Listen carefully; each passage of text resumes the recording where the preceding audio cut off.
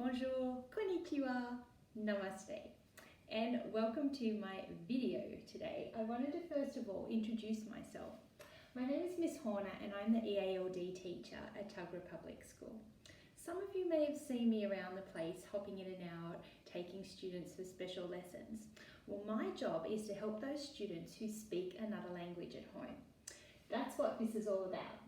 So the E stands for English, and the A for additional, L for language, and D for dialect. So some of the students may speak another language, or they may speak another dialect of English. For example, in some areas of Northern Australia, some Aboriginal people speak a different kind of English. They use different words. For example, they might say kui for come here, or they might use the word deadly, which actually means really good. All right, so let's move on.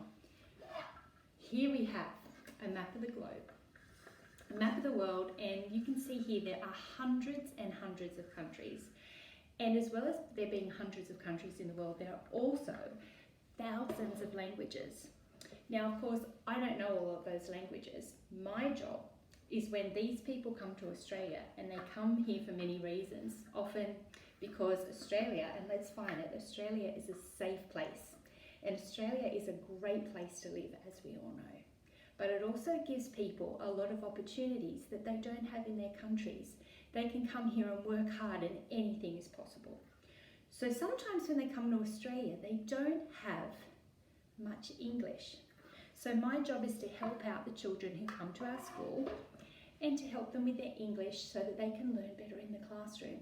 So you can imagine, for example, if your parents got a fabulous job in France and you moved to Paris and you sat down in the classroom and all of a sudden you realised you didn't understand anything the teacher was saying. Bonjour mesdames et messieurs, bienvenue à l'école.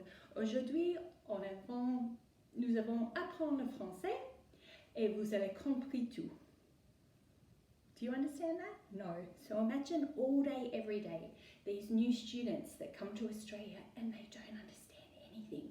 And what you can do is you can help me help them. Some ways we can help is to make friends, and at Tuggerah Public School you guys do a fabulous job making friends with the new children that come to the school. You might remember Tariq, Haya and Ahmed that came from Oman a couple of years ago, and you did a great job making friends with them and helping them to learn English. When they first came, they didn't know any English at all. The same as Tiara and Kalix that came from Korea. And by the end of the year, they were chatting away in English and they were so happy. And part of that is thanks to you, helping them with their English.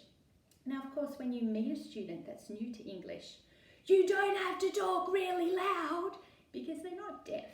But it is a good idea that you slow down your speech and articulate. My French teacher, when I lived in France, taught us that because I went through that experience myself where I went to a school and I didn't understand any of the language. And her best advice was to ouvrir la bouche et articule, which in English means open your mouth, and articulate, which means make your words very clear. And that's very handy when you're doing public speaking, to be able to speak clearly so that people can understand you. So that's a really good thing to do if there are students at your school that don't speak English very well. All right, let's move on. We're going to do a little mini lesson for my students who are in kindergarten and in year 1, because a lot of students that speak another language have trouble with some of the sounds that we make in English. For example, in Mandarin, there are a lot more sounds than we even have in English, but some of the sounds we use, they don't use at all, so it's very new. All right, let's